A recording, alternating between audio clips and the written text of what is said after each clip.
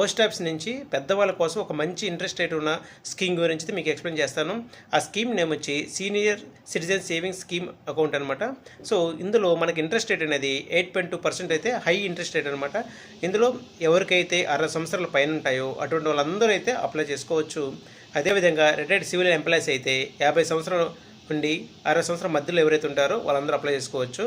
Next defence employee అయితే 50 సంవత్సరాల పై నుండి 60 సంవత్సరాల మధ్యలో ఉన్న వాళ్ళు ఈ స్కీమ్ని అయితే అప్లై చేసుకోవచ్చు అనమాట. ఇందులో పెట్టుబడి మినిమం ₹1000 నుంచి మ్యాక్సిమం 30 లక్షల వరకు అయితే ఫిక్స్డ్ డిపాజిట్ అయితే మనం చేసుకోవచ్చు.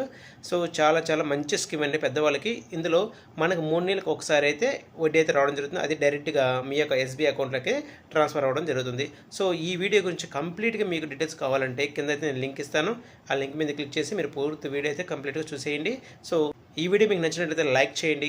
అదేవిధంగా మన ఛానల్ అయితే సబ్స్క్రైబ్ చేసుకోండి ఫ్రెండ్స్.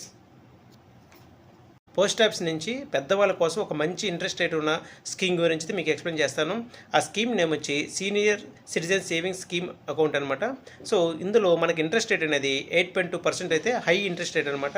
ఇందులో ఎవరికైతే 60 సంవత్సరాల పైన ఉంటాయో అటువంటి వాళ్ళందరూ అయితే అప్లై చేసుకోవచ్చు.